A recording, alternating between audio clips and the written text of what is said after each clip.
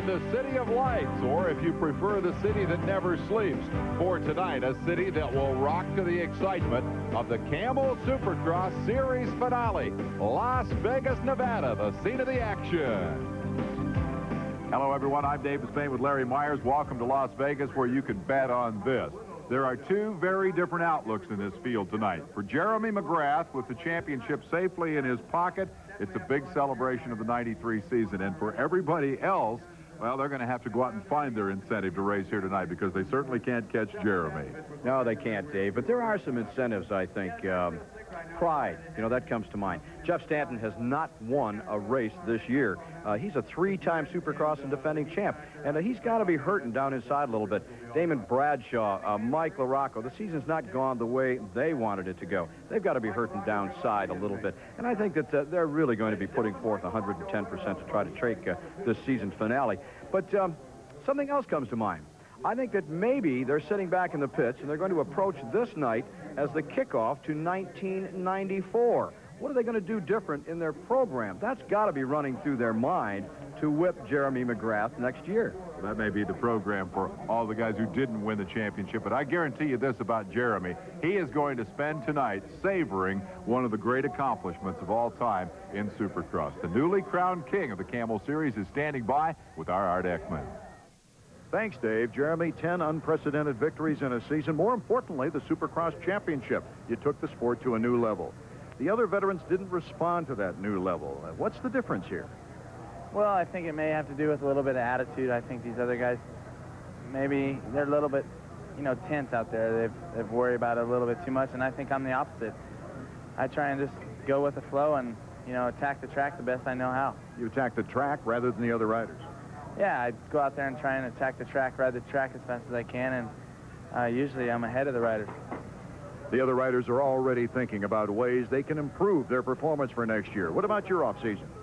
Well, right now I'm not thinking about off-season. We have 9 more 125 Nationals, and I'm thinking a little bit about that right now. But after that, I would say I'm going to have to take in a few trips to Lake Havasu and take a little vacation. A well-deserved vacation. Let's go now to a guy who had a lot of off-season celebrations after championship years, Bob Hanna. Thanks, Art. If I might point out that in addition to some of the titles, that there are a lot of seasons that ended in frustration. The key is to use that frustration to help you. Learn your weak points, go home and work on them, and come back next year stronger. We talked to some of the riders earlier about next year, and here's what they had to say. Yeah, for me, you know, it's definitely to get started. At the beginning of this year, I had the speed, and you know, I was in good shape and I had everything going, but with the injury, it kind of set me way back. So I'll do again at the end of this year what I did last year. You know, I felt that I was ready, and you know, hopefully I can carry it through the season. No, I don't think so. I just think, you know, I had a bad year. You know, things, you know, like last year, things didn't go my way. I think I had a lot better year than I did last year. I won a lot more races this year. I haven't. But I don't think it's a matter of changing my style or changing my game plan. I think it's just a matter of winning races.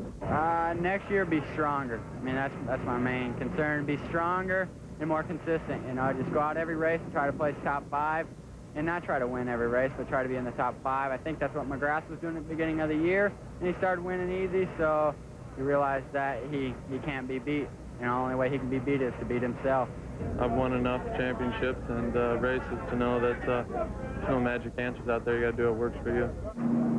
Well, whatever the game plan for the offseason, tonight's task is clear. Get through the heat race and into the main. We'll be back with the action.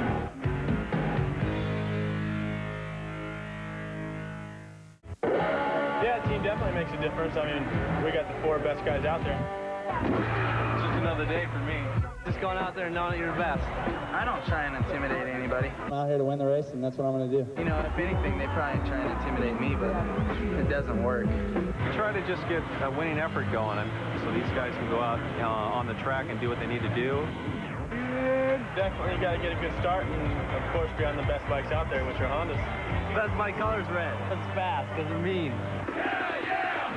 These guys have to be the ambassador of the sport. You don't win 10 races with luck. Good, lucky, I don't mind that. Good and lucky, that's kind of cool. There is no luck. Well, there's a little bit of luck. The CRs are definitely the best bikes. They're just the best. They always win. Prove it. The psychological effect that red has over other colors. CRs are fast, blazing fast, red hot. Just keep them on bikes that can win races, and they're pretty happy.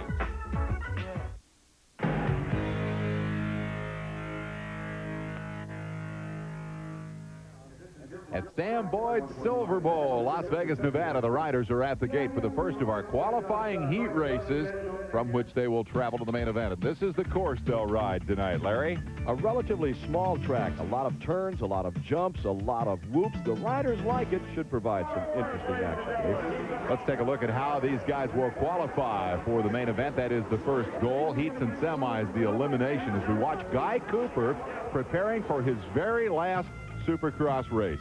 2 heats, top 4 from each transfer directly to the championship main event. If you don't make it out of the heat, you've got to ride the semi. We'll take the top 5 from each of 2. Last chance qualifier will fill the 19th and 20th starting spots in the 20-lap main event. We'll take a look now at the highlights of the first of those qualifying heat races, and it'll be the opportunity to see Guy Cooper in action. Cooper, who has never won a Supercross race, but through his career has certainly thrilled the fans and become one of the most popular riders in the history of this sport. At age 31, he's prepared to wrap it all up here tonight. He made the announcement before the race. This will be his last Supercross event.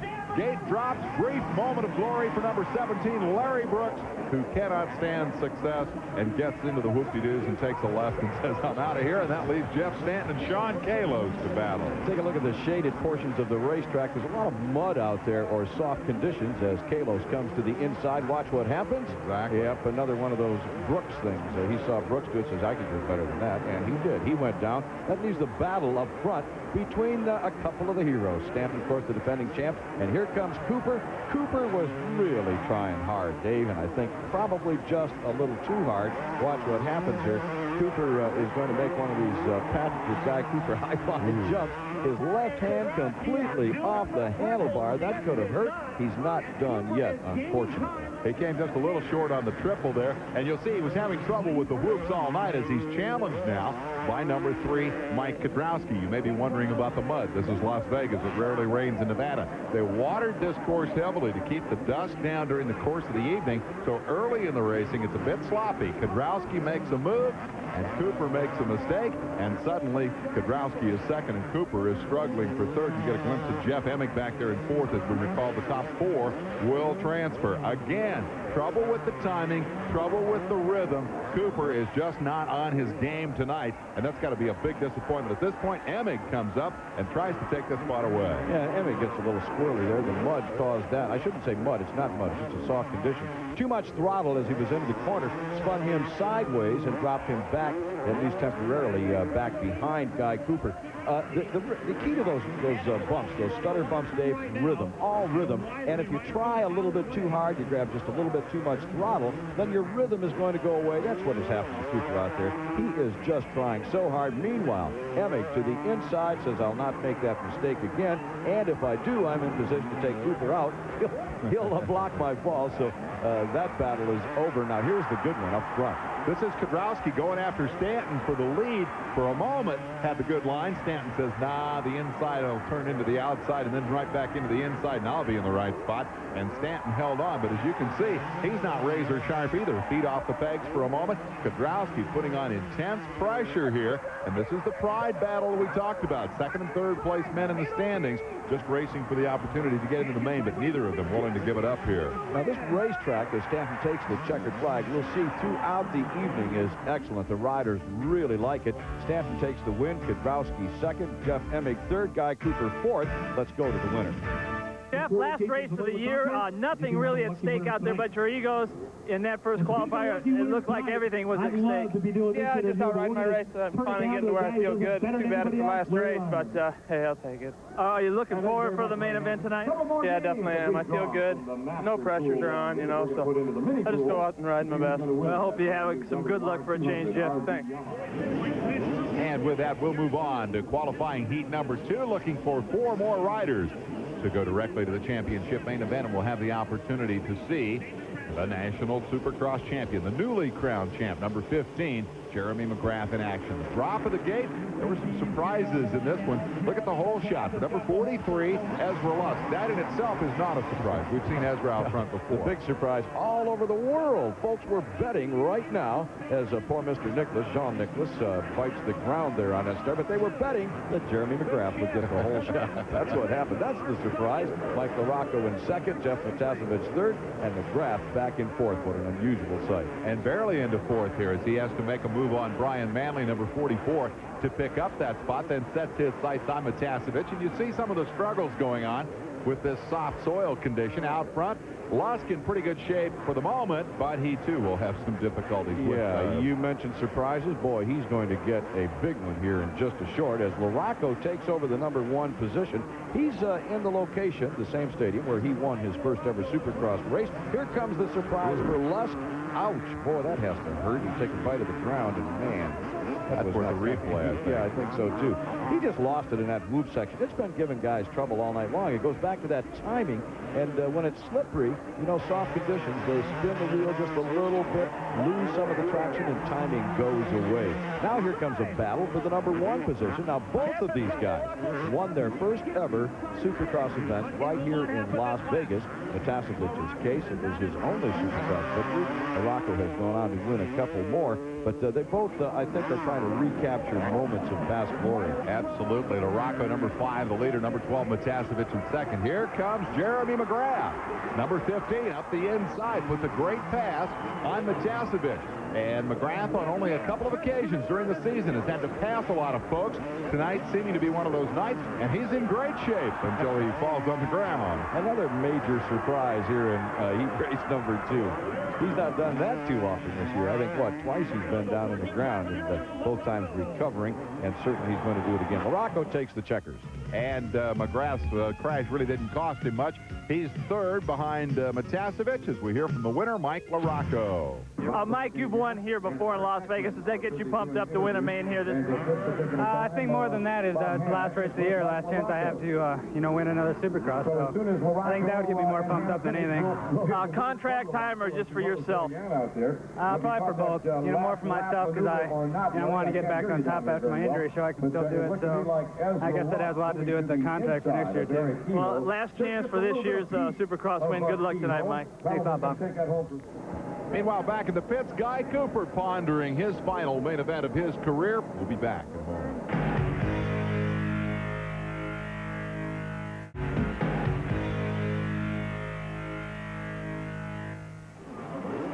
Time for the semifinal action. These are the non-qualifiers out of the heat races. Got some good talent in the lineup here as we look for the top 5 from each of 2 events to move into the championship main event. Certainly one of the guys to watch here will be Doug Henry, number 16, who's been very impressive in a couple of rides on the 250s, but didn't do very well in his heat race and is thus relegated to the semifinal. Henry, who earlier wrapped up the Eastern Region 125 championship, arguably following the career path of the likes of Brian Swink and Jeremy McGrath. So I think, Dave, let me just stop you right there and say that I think he'd rather follow in the career steps of Jeremy McGrath. Well, given a choice, I suppose that's true. Number 47, Kalos, who's been impressive here tonight, jumps out with 17, Larry Brooks. Brooks this time finds that first right-hander and hangs on to the lead, unlike the heat race. You'll see number 23, Denny Stevenson, moving up in the 3rd spot, challenging Kalos. And Henry's away in about 5th or 6th spot. Quickly picks up a position and sets his sights on number 38, Todd DeHoo. Well, the important thing in semifinals is to finish just as high as you possibly can. Gives you a better pick on the gate, and of course we've heard from so many of the veterans that the start is also important. Sean Kalos with a great line on the inside puts the move on Larry Brooks. He takes over the number 1 position. At this point in time, well, remember Kalos, of course, was a guy that was battling with Stanton. And I have to think now the first couple of positions are set in their minds, and really they're not too concerned with passing each other. They're going to look behind for Stevenson to come up. Here comes Doug Henry to the inside of DeHoo. He makes the pass, and now the top spots are set, and they look behind him, as I said, because they don't want to be passed. That is the critical thing. Win goes to Kalos. Here comes a good move coming up on the part of Henry. Last lap around the outside. He got Stevenson. He wanted Brooks. He's alongside, but Brooks found the traction. Didn't quite get there. Give Henry one more position on the very last turn of the last lap. He'll finish third behind Kalos and Brooks. Stevenson and Swink will transfer, and we'll go to Bob Hanna with the winner. Sean, early season didn't start out the way you'd like it. You missed a couple races. Now you seem to be coming back strong. Yeah, I feel pretty good. You know, I've had a lot of things that's been going on with me, and I know my speed and talent is there. It's just things have to start coming together. I got married, and I've been sick with the chicken pox, but I'm coming back strong. I'm planning to put on a good, strong finish at this race in the last Nationals. Looking forward to the main tonight. The track good? Yeah, the track's really good. The heat race is a little bit muddy and slick, but it was pretty fun, actually, but I made a mistake and went down, but it's pretty good. It's real tight, but it's real tactical, and still places to pass, so it's really good. All right, good luck at the main. Las Vegas, are you having a good... And so we go to semifinal number 2, looking for 5 more men to join Sean Kalos in the championship feature. And surprise of all surprises, Damon Bradshaw finds himself in the semifinal here tonight. Damon's having a little trouble with this racetrack, it seems. And he gets a pretty good start on number 8, not as good as number 21, Steve Lamson, who grabs the whole shot and jumps out front. The other guy that will surprise us a bit here is number 197. That is Mark Easley. You'll see number 40, Di Boyson, did a good start. And number 20 is Cliff Palmer. Cliff Palmer aboard the KTM has made every main event this season, and that's not too shabby. Only a handful of guys have done that, and the KTM rider is one of them. Damon Bradshaw, as you said, has had some problems with this racetrack. He was earlier complaining, he was heard to be complaining that it's a one-line track. He said there's nowhere to pass because of the soft conditions. Well, Bradshaw is going to find himself a new line here coming up on Steve Lamson. Then Lamson is going to come back and show Bradshaw a couple more. I think the problem Damon may be having is difficulty of recollection, because he has said that every racetrack we've raced on this year has been a one-line racetrack. He found a line there and makes a great pass that, in fact, startled Lamson, who almost went out and hit the hay bale. I don't think Lamson was expecting him to use that line, but look at Steve come back. Damon has had a terrible, terrible season and has not missed the opportunity to find excuses, quite frankly. Yeah, well, it comes with all of the frustrations. He doesn't know where to go. Things have not gone right for him. I don't know if it's the motorcycle, if it's just Damon. He is not riding the way he rode a year ago or even 2 years ago. No question in my mind. In my opinion, Damon is one of the fastest in the world, and he's not exhibited that this year. Here's Cliff Palmer, number 20, and Palmer has trouble in that whoop-de-doo section. Well, that's a tricky number right there, and if you get it wrong, as Palmer did, you pay a big penalty. In his case, he killed the engine and lost a terrific amount of ground.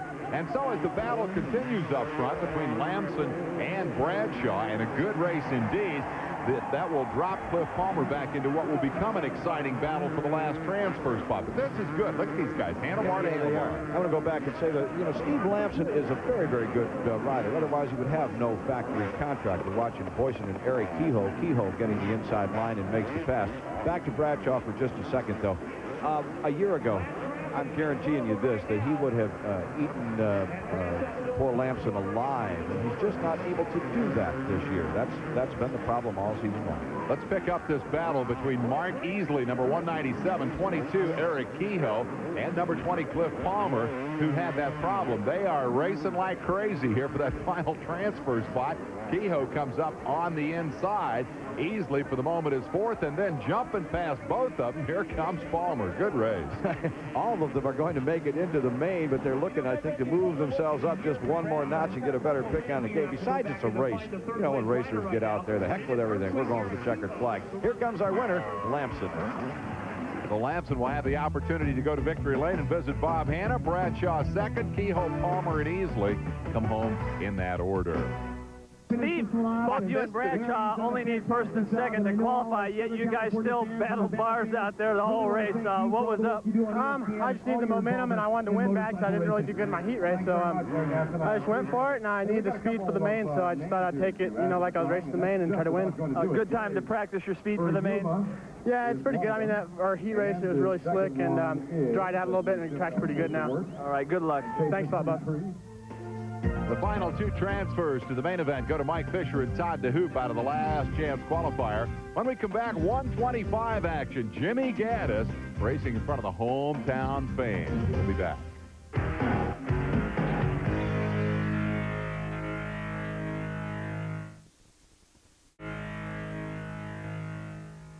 In the 125 class, local boy Jimmy Gaddis is here to wrap up the championship. It's exciting, you know, to be able to, especially in your hometown, come back home and hopefully take the championship here. And everybody at Pro Circuit works really hard, you know, and maybe it's harder than the factory team, you know, because they're out to prove something. And I was happy that I got an opportunity to be on the team and to prove myself that I could ride and I could win a championship, and hopefully I will tonight.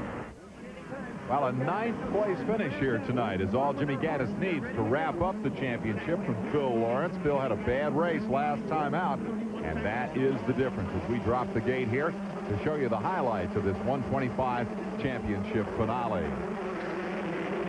Gate is down, charged to turn 1, and Jimmy's got a pretty good start, but not as good as number 86. This is Damon Huffman, the man who might have been champion. This is the tangle in the back. Number 890 is Pedro Gonzalez, and this is a bad break for the Mexican kid up to ride the series 5th rank. Hoping to have the opportunity to move up tonight. Isn't going to happen because he got stuck in the back. Pedro has progressively gotten stronger as the season has gone on, as has rider number 86. To watch the move coming up by Jimmy Gaddis. 86, Damon Huffman. 69, the champion 2B. Gaddis makes the move to the inside, squares it off, takes over the lead, but not for long. The better drive and control belong to Huffman. He takes over the number 1 position for the second time this evening, and it's going to be history. He's going to win that. Meanwhile, back in the pack, this is the guy that needed to win, and he started like in 12th place.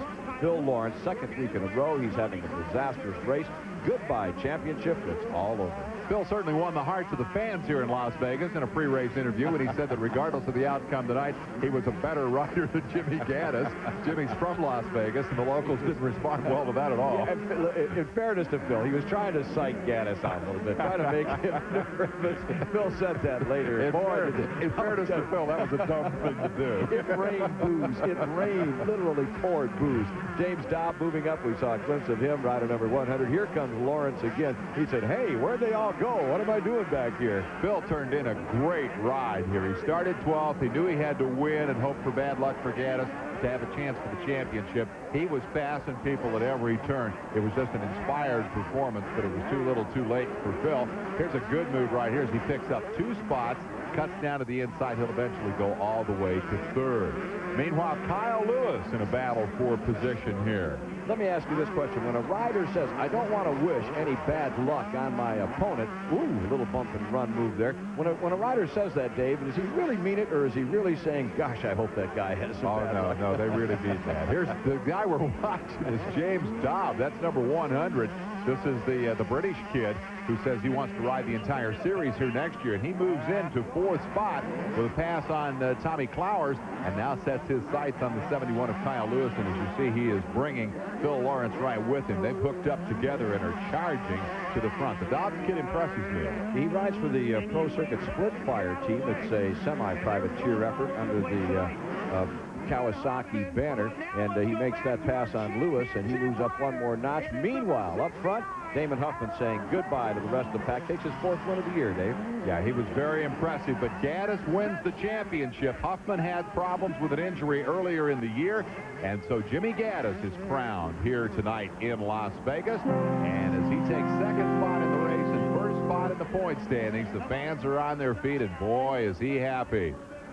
Here come the members of the Split Fire team to congratulate not only Gaddis, but also Dobb. Dobb lost the spot on the last lap to Phil Lawrence, but is nonetheless thrilled with the top 5 and also thrilled for his teammate. Yeah, I think just a few seconds ago, I incorrectly identified Dobb as a privateer. Really, he's working also out of that Split Fire effort as well as Team Green. That's the Kawasaki effort here in the 125 class. You saw them holding up a jersey that had a number 1 on it that they had prepared for Jimmy, and let's join in the celebration here. Listen to this.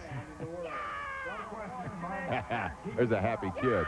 Jimmy said earlier, I want to win this in front of my hometown fans. He made that one effort on Huffman, and I think he wisely backed off the pace and said, whoa, what am I doing here? What I need to do is finish. Hoffman wins the race. Gaddis wins the championship. Lawrence gave it all he had. Dobbs and Lewis round out the top 5. Gonzalez came back from that horrible start to finish 8th. Let's hear from the winner. Damon, you're looking a little bit like McGrath. You're starting to hole shot and run away with it. I bet you wish the series was a little longer. Yeah, I sure do. You know, I had trouble at the second and third round, and after that, I really much put it together, and my bike's been running really good. Suzuki's been helping me out more, and I think we're a winning team now, and I'm really happy with my Suzuki, my mechanic, and all the sponsors who helped me out through the years. Looking forward to some outdoor rides now? Yeah, now I can just concentrate on that. In a week and a half, I graduate school, and that was a goal of mine. I wanted to graduate first before, you know, I did this full time, and looks like I'm going to do that, and I'm really, you know, looking forward to the outdoors. Well, it's a nice ride tonight. Good luck in those outdoors. Thanks a lot, Bob. But for the injury, it might well have been Huffman sitting on top of the heap. Instead, it's Jimmy Gaddis who's standing by with Art Ekman. That's a great mugshot with only number 1 below you, not a long string of numbers. Oh, yeah, I'm so excited. You know, I just like to thank the good Lord Jesus Christ for keeping me safe. I'd like to thank all the fans for coming out, Pro Circuit, Slipfire, Kawasaki, all my sponsors, Bell, Axo, Scott, CTI. I mean, there's so many. I hope I don't forget anyone, but my mechanic, Allie, all the people at Pro Circuit, Mitch, Bones, Hooker, Jimmy, all the guys at Pro Circuit, you know, I'm just really excited about it. I'm glad that they gave me a chance to do it, and I'm happy that I could win it for them. And most of all, my family in the stands for cheering me on, and then all the other fans that came out to cheer me on. So Gaddis' champion, Phil Lawrence, came and gave it a great effort here tonight. He'll come up second in the series standings. Again, Art Ekman. Phil, what about your start? It really put you behind the 8 ball. Yeah, I didn't get that good of a jump. I got out and I got cut off a lot, and track was real tight. It was hard to get around a lot of people, and let's congratulate Jimmy for winning, and I guess that's all I can say. What was it like having to weed through the field past some 12 riders? I knew Damon and Jimmy were up front, you know, and they're real good riders when they're up front. They don't make too many mistakes, and, you know, I got real bummed out at the beginning. I shouldn't have, but I knew they were going to beat me, so they did. And so the 125 class is history. Gaddis is the champion. When we come back, the final 250 main event of the 1993 season.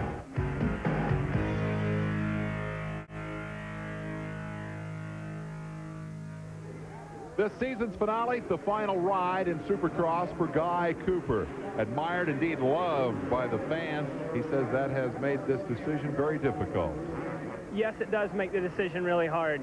I've been busted up quite a bit the last few years, and Monday mornings, Tuesday mornings start to get pretty hard to get up from, and it's just one of those things where I'm taking chances. I'm taking chances that I probably shouldn't be taking, and it's, I think, in my safety, and I would like to just watch younger riders come up. I think it's time to back out. The retirement of Guy Cooper, one of the major stories of this 1993 Supercross season. For more of the memories we'll all carry into the off-season, now let's begin with Bob Hanna and Art Ekman. Thanks, Dave. Being an ex-racer, anytime I look back at an event or a season, I immediately think of the winner. And the 1993 Supercross season will be no exception. But I won't only remember that Jeremy McGrath won. What will remain in my mind is the way he did it. His performance in the 93 series was the most dominant in the history of the sport. I'll remember when he was a rookie when the season got underway. 3 events later, he took his first win of the year, and all of a sudden, he was a seasoned veteran. Remember how the wins added up? 4, 5, 6. They just kept coming, all the way to 10, a new single-season record. And the way he got the wins, in my career, I've seen the best in the world, but I've never seen anybody get hole shots like Jeremy McGrath. Supercross is a sport that demands greatness, and in 1993, Jeremy McGrath easily measured up. Art, in a couple of years, when you think back about this Supercross season, what are you going to remember most? Certainly, Bob, I'm going to remember Jeremy McGrath and the way he dominated the veterans as he did throughout the year. But I'm also going to remember the young riders and how they struggled for notoriety and the opportunity for fame and fortune in the future. In the Eastern region, Doug Henry, a last-minute decision for Honda, was Mr. Everything. He won 7 out of 10 races to win the championship. He did it by charging through the pack and also with good starts. Through it all, Doug Henry maintained a rare quality. He's not only a fine racer, he's a fine gentleman. Then, of course, there was Ezra Lusk, mild-mannered and quiet off the track. On the track, a charging, aggressive rider that never quit. In the Western region, I'll remember several of the riders. Damon Huffman, the only rider that won more than one race, but wasn't in the championship chase. And then there was Phil Lawrence. He might have been the dominant rider in the Western region if he'd have kept his Suzuki upright. and then the series champion, Jimmy Gaddis. He won the opener in the series and then time and again got up from disappointing falls to score points. Gaddis has a lot of heart. One final thought. The American Supercross scene has never experienced a broader base of interest internationally. Michel Pichon of France came over and took a 125 race in San Diego. Pedro Gonzalez moved into the top 5. He's from Mexico. Couldn't find much competition down there, but has certainly done well in his first season in the 125s. And then Jamie Dobb was gunning for a top 10 position. He's from England. Jamie told me, expect more foreign riders next year, because not only is the money the best in the world, the title is the most prestigious. Bob, predictions for 94? Well, what's going to be interesting for me is to see if the 250 crowd sits back and lets Jeremy McGrath dominate like the 93 season in 94. Well, Larry, wouldn't you know it? Every single thing that I had written down in my notebook, every single memory of this 93 season, and Hannah and Ekman have stolen it and leave us to come up with a couple of last things that will stick in our minds. You know, I think if we think just a little bit, we'll come up with a lot of memories from 1993. One comes to mind.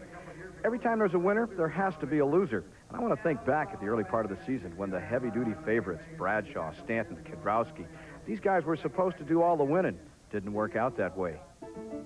No one knows that better than number 1, Jeff Stanton. The reigning series champ coming in still hasn't won a race as we come here for the series finale. Where does the magic go? Stanton has wondered that throughout the 93 season.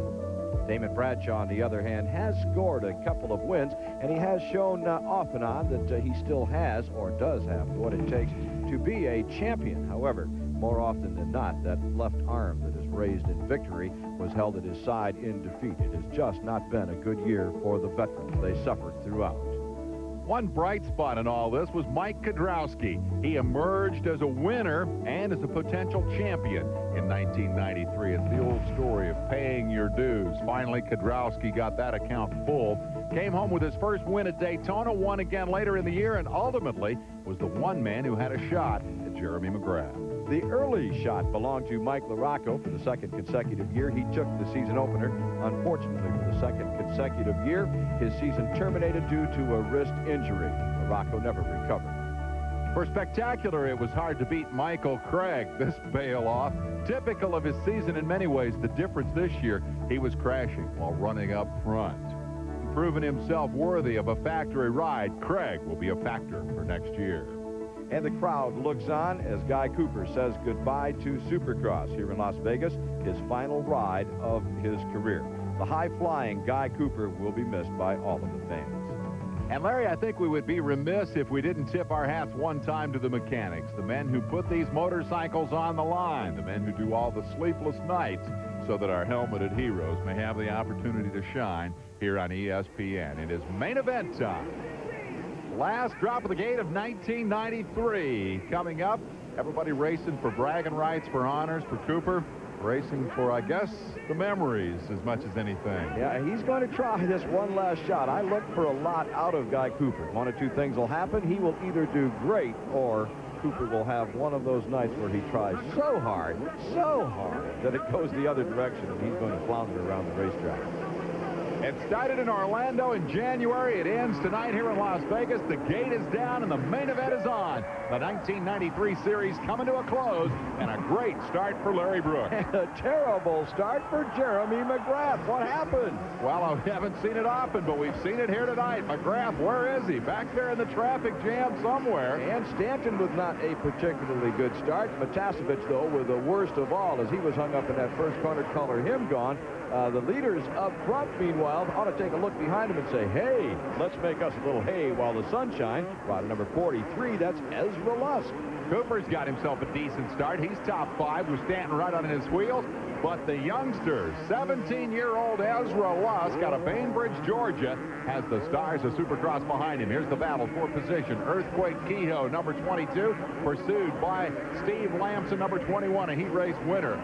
Look at this kid break away on the first lap. Lusk is gone. We know he's fast. We've seen him do this before. Yeah, but let me tell you two things about Ezra Lusk. One, he won the opening round of the Supercross season in the 125 Eastern Regional Series a year ago. That's his only victory as far as, oh, and Lamson running off the racetrack. Well, that's all right. We'll just cut that corner, keep right on going. That's legal if you don't make up time, and he certainly didn't. He lost.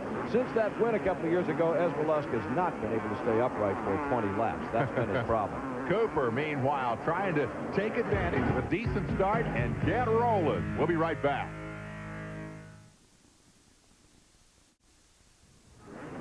We're back in the Sam Boyd Silverdome. Larry Brooks, number 17, perhaps the big surprise here. It's been a long time since we've seen him run up front well into a Supercross race. He has Jeff Stanton on his rear wheel. Guy Cooper is in 4th spot as they work the whoops. Ooh, Coop caught the front wheel, hangs the left. Big disappointment for this man who rides his last Supercross race here tonight. He'll drop a couple of spots as number 21, Lamson, who's had an earlier shot, gets back underway. Larry, what happened here? He's had trouble all night long in that whoop section. Remember, I talked about the timing that it takes to get through whoop-de-doos. You've got to be precise, and Cooper has too much adrenaline tonight. He just got a little bit hot. Way out front, Dave, is Ezra Lusk, rider number 43, the Team Suzuki star. He is gone, but coming up, he got a terrible start. He was back in 12th, 15th place, something like that. Jeremy McGrath has really been on the gas.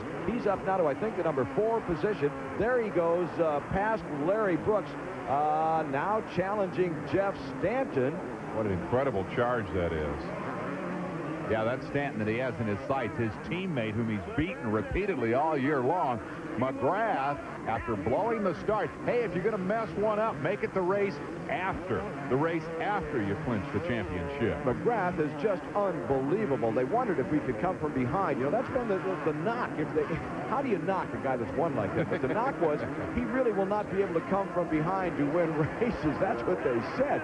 This guy is incredible. He has caught Jeff Stanton, and he looks to me like he's not going to waste any time. He is looking for just one little line, an inch. He'll be looking there. He's going to be around Stanton. He's going to make that pass before this one is over. And you know what? Oh no!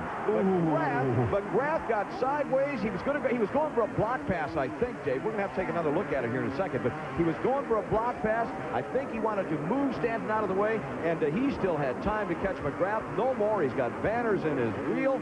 McGrath is not going to make it 11 for the season. Oh, well, here it is again. What happened, Larry? Well, watch him. He's starting to cut to the inside, and he just catches the rear wheel on that jump. It pitched him off to the side into the hay bales. He landed on his feet. Everything is okay, health-wise, motorcycle-wise, but he's well back in the pack. Meanwhile, the other end, oh boy, has he opened up some kind of lead. Well, is Lusk going to be able to keep it on 2 wheels tonight? That is always the question. Oh, now that was not fair.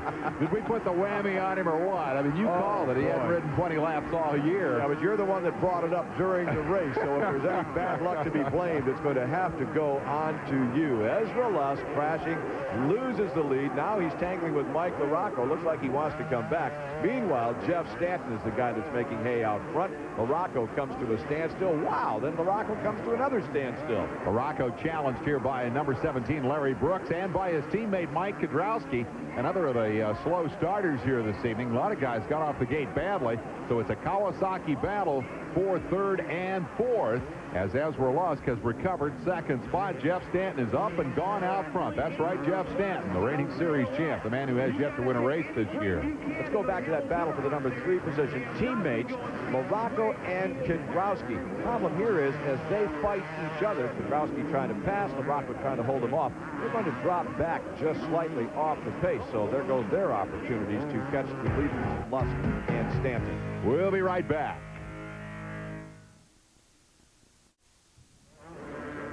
We're back in the Sam Boyd Silverdome, and we're watching the series champion for, what, another 15 laps or so, 10 laps or so. Jeff Stanton, the leader, pursued by Ezra Lusk, the youngster. Kid who would like to be Supercross champion before. Lusk goes down one more time. 2nd time he's crashed tonight. You know, in fairness to Ezra Lusk, let me point out quickly that most of the great Supercross stars spend a season or 2 picking a himself up off the ground. What's that old saying, Dave? You never know how fast you can go until you crash. Exactly. That's what Ezra is going through. Don't feel sorry for him. He's going to rebound. He's going to be a great rider before this is over. Here comes Lamson now, while Ezra's probably feeling sorry for himself, trying to get back on the gas. Lamson says, hey, here's a chance for an easy pass. So he took the easy pickings, and he moved one spot up. Meanwhile, out front, Stanton looking for his first victory of the season. He has company. The battle for second place now between LaRocco and Kedrowski. And I'm telling you, were they not slowing each other down through the passing and blocking techniques, they would be up there hammering on Stanton's rear wheel. Kedrowski has yet to really make an aggressive attack on LaRocco. He's been studying his lines. He hasn't been able to get up alongside. Kedrowski would love to pick up that third win of the season, while LaRocco is hoping to finish in the style with which he began. Flips a bail there, loses ground. Here's the challenge as Kedrowski comes alongside. See, but that's what I'm talking about. LaRocco is trying to hold his lines very tight. The good lines on the racetrack. He's trying to stay in the very tight, not letting Kedrowski get the wheel inside. In order to do that, he's sacrificing some of that wild speed. You know, you just don't ride with wild abandon when you're trying to do a block situation, and that's what's slowing him down. About a bike length seems to be the average interval between the two. As Kedrowski nails the backside of that jump, they work their way past the lap Todd to hoop, and you get a sense of the speed here. But out front, Stanton is gone. There's no catching him here tonight. It's taken all season for it to happen. Great shot as they work their way close by the camera. The battle for second between two men, neither of whom has yet had the opportunity to live to their full potential in Supercross competition. LaRocco's really got this section wired. Opens up a little advantage over Kedrowski. I think if I were a team manager at this point in time, I would have had a meeting that said, hey guys, if we get together and we're chasing someone the likes of Jeff Stanton, let's make a pact amongst ourselves. We'll not try to do any passing till we get right up there on Stanton. We'll both pass him, then we'll have our battle. I might offer the responsible opposing view. I think Jeff Stanton is going so fast right now, these guys couldn't catch him with afterburners. LaRocco looks like he's going pretty fast to me. He is away from Kedrowski for the moment. They get the signal from the Kawasaki team. Can they run Jeff Stanton down? We'll find out as we come back to Sam Boyd's Silver Bowl in Las Vegas.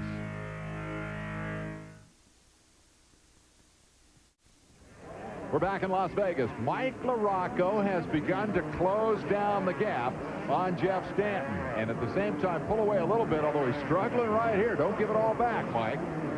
Fallen rider ahead of them, causing them no problem as LaRocco got out of shape through the whoops. That lets Kedrowski close back in, and it erases some gains that LaRocco had made. He was actually closing in pretty impressively on Stanton. Yeah, he was. Stanton is looking for that. You know, what's running through their mind? That's what I'm leading up to here. Stanton's looking for his first win of the season. He's got to be thinking, don't blow it. Don't get over anxious. Don't tighten up. Stay loose. And as a result, he's got to slow just a little bit. Then we look at this battle for the number 2 position among teammates, and that's leading up to some pretty interesting racing. Now, they have closed the gap slightly on Stanton. Whether or not they can keep that pace or that distance or that closing speed, I think is what I'm saying here, remains to be seen as they're back battling amongst themselves. And actually, Dave, I'm not sure what I'm leading up to here. Well, Larry, that's a function of the unpredictability of Supercross. Well, I knew what I was going to say. I forgot. I got sidetracked, started talking about something else, then I forgot what I was talking about. I'm confident that what you were trying to do was set the stage for the drama that's about to unfold, because indeed these two green bikes are running down the red bike. The Kawasaki's are catching the Honda. Whether they're battling each other or not, whether Stanton has slowed or not, this has suddenly become a 3-rider race. Here is Stanton in traffic, and here comes LaRocco, and behind him Kedrowski, and they're within striking distance, particularly with those lapped riders taking some of the good lines away. Well, at this point in time, I got to like Stanton's chances, if nothing more, that he has not been making the mistakes that LaRocco and Kedrowski have been making. Stanton seems to be the smoother of the trio, and I think he's just kind of watching everything very carefully on the racetrack. However, let's go back to the adrenaline factor. Mike Kedrowski, Mike LaRocco, coming from out of the pack, are certainly riding at this point faster than Stanton, and that just could carry him, carry either one of the two right past the defending champ. I think that's the big question. Is Stanton going to be able to step up the pace? In a season context, he was not able to do that when Jeremy McGrath put the pressure on by winning all the races. Now in the finale, these two guys are up to put the pressure on Stanton. He's going to have to pick up the tempo if he wants to pull out his first win of the year. Again, LaRocco clipped that bail. Kedrowski almost got by him. Well, we'll find out if they get the job done when we come back.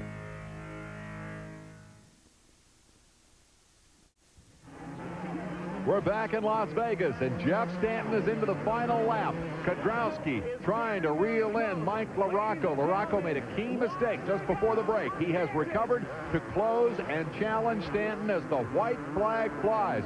Look at this, Damon Bradshaw, a lapper, pulling over and out of the way. He has not come to terms with the Las Vegas finale here this evening. What do you think, Myers? You going to catch him?